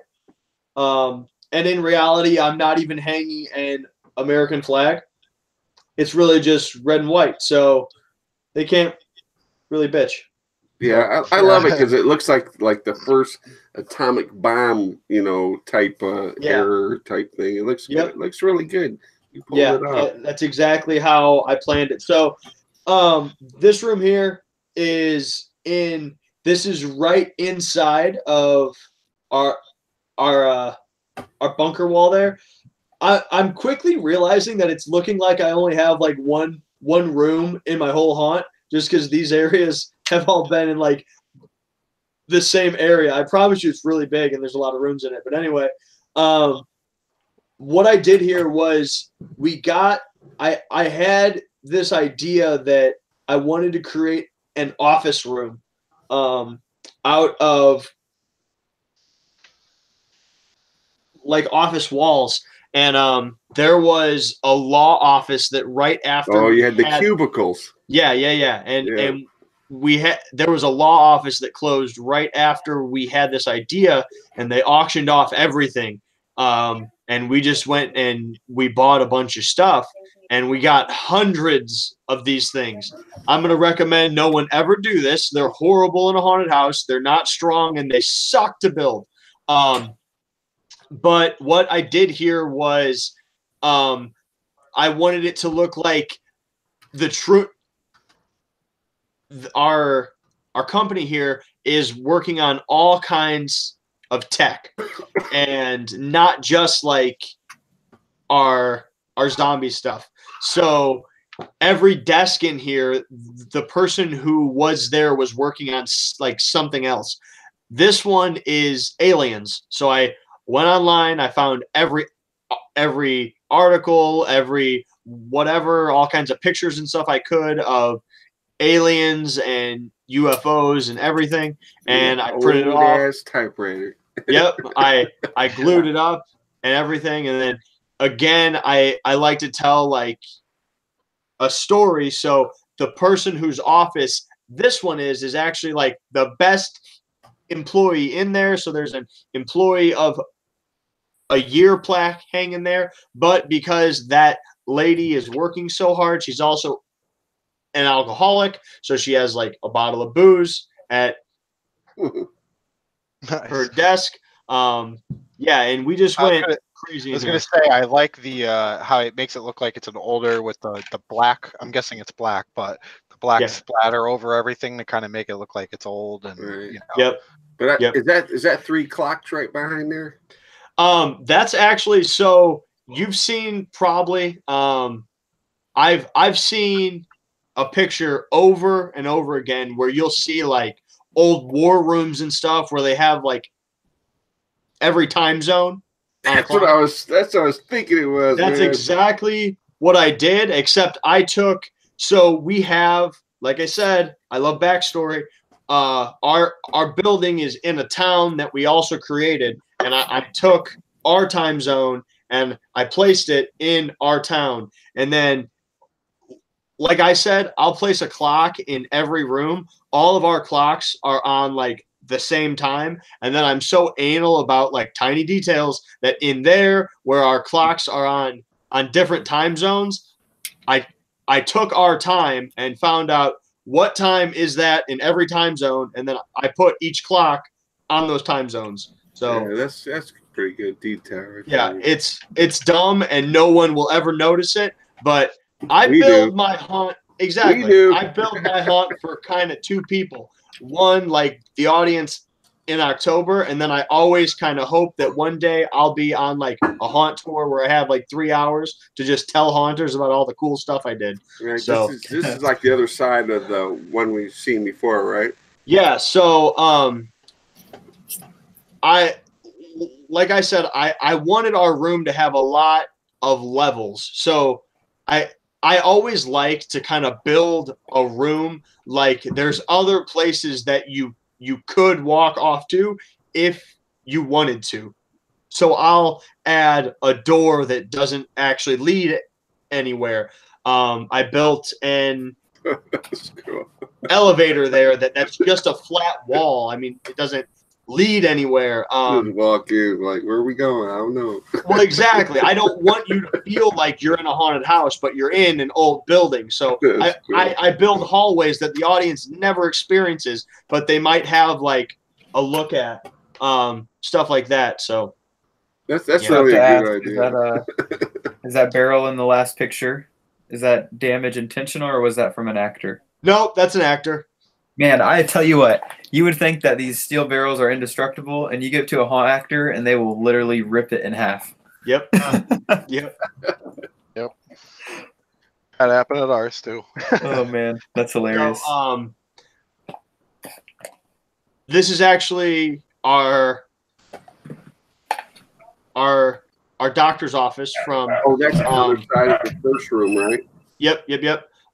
So what I did in here, it's just something that's not my dog, but I did something interesting in here where I added a bunch of old kind of throwbacks to old horror movies. So I've got all these labels I made that I actually got those at a dollar store and then made them look old and really cool. So one of those, I know up top on our top shelf is a jar, and on it, I believe it says Egypt, and then it has the year that they released The Mummy, and then the jar next to it, it says grave dirt and from Transylvania, and it's the year of Dracula. So obviously, no one would ever really know that. Or yeah, exactly. I just like to do interesting things. So right. So this is an area in our lab where they would do a lot of testing of our gases and stuff, but this is just me kind of explaining the extreme detail. So that looks like a lot of distressing right there, because it's like it is. It looks like the wall was initially all white, and then. Yep, that's pretty much how I do it. I'll put a base coat. I like to make everything kind of look like it was brand new, and then I'll add age. So in here, like I like to add a lot of layers. So if I put one huge prop there, I mean that's cool. But if I do a small box, then my box is a prop, and then what props can I put in our box? And then I'll do a drawer. Well, if I have a drawer and it's open, in reality, it would have crap in it, so I'm going to put crap in it. If I have jars, I want stuff in there. And all that stuff is actually medical stuff. Like those are actual needles in that box. There's just all kinds of just medical crap. This is another picture of our reception room. And you can just kind of tree room. No. Yeah. And you had mentioned that you use sawdust for texturing in your paint. Do you use anything else? Like, there's texture, it looks like, on this paint? On this paint? No. This is just flat paint. All right. Did you go through and distress it and then come back with the white and spackle? Yeah. So how it kind of works is I'll do our base coats, our bands, all that stuff, and then I use 3 colors in pretty much every room. I use it's called.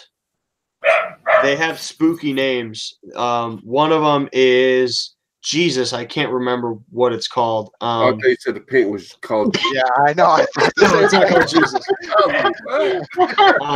They made a paint out there. Yeah, That's a scary name. right. It's called Phantom Mist. And I use that in a squirt bottle, and I'll spray it over everything. So all that kind of dark brown, it's just a dark brown. I barely ever use a black, just because I don't like it. Because dirt is not black, it's brown. So I'm going to use brown. But I use that, and then I'll use a white, and then I'll use a green, and I'll do kind of varying amounts of white and green, just kind of based until I say I like that. But yeah, so this room is a storage room. you can. We actually went and we wrote out like hundreds of notes and papers and stuff to hang up there.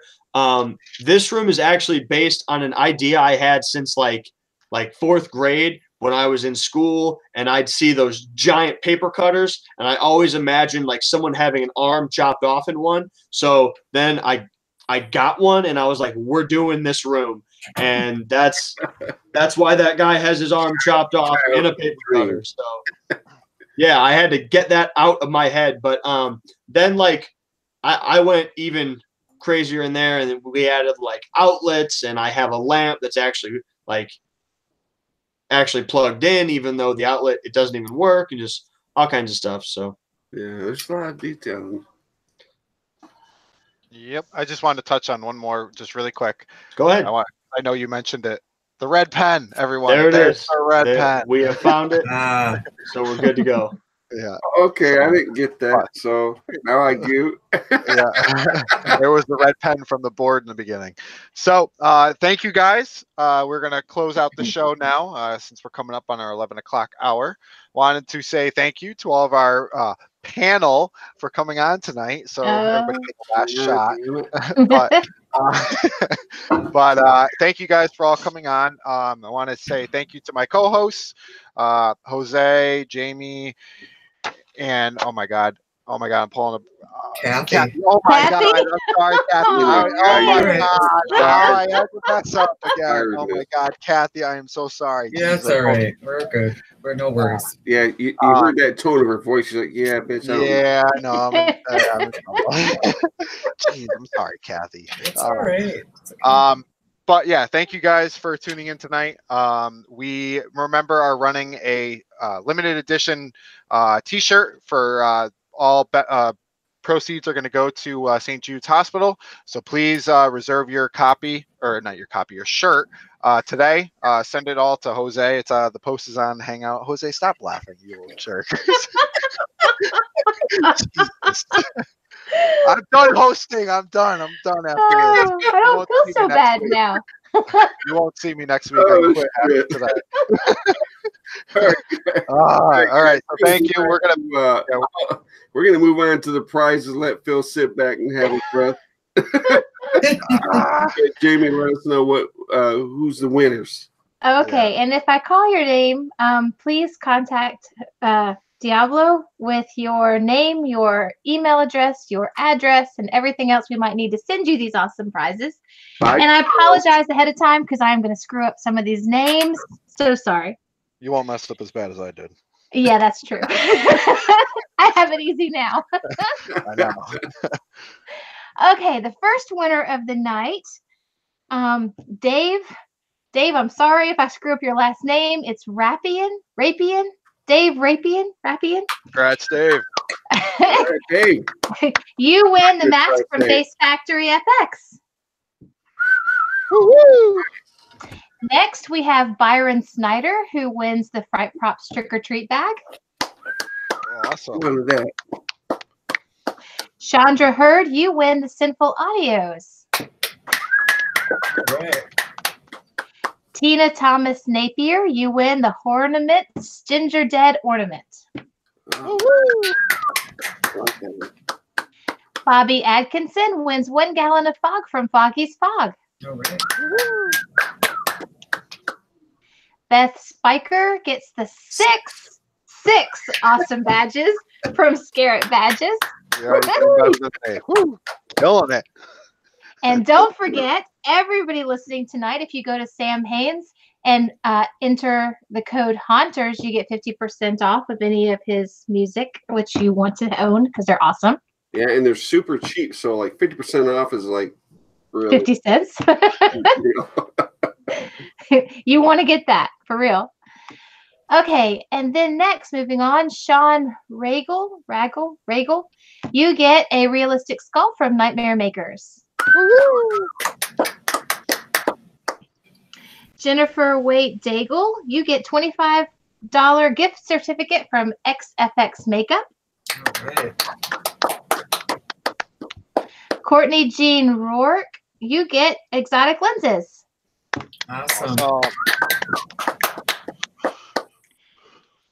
So Devin Moser, you get the Missing Fingers Production Awesome Mask. Sound like you're getting tired.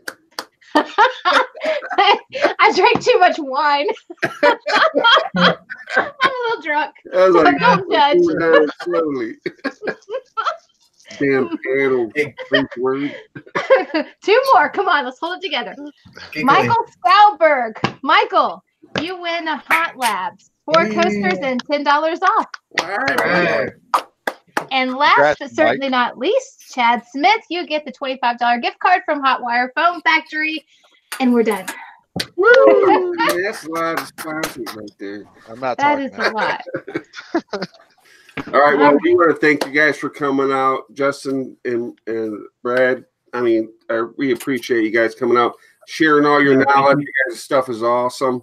And if you guys want to see all their stuff, it's in the descriptions. Just go check it out. You can see their Facebook pages or their websites. I mean, they do really good work, and they have a lot of knowledge. Hopefully, you'll come back and answer some of the questions we didn't get to. Obviously, there's so many we can't say every single one. And as Bill was saying before, we are selling limited edition Hunters Hangouts T-shirts. All proceeds are going to St. Jude's, and so get your shirt, and that's going to be it. And we want to thank everybody for coming out. Cool. Thank you. Yeah. Woo.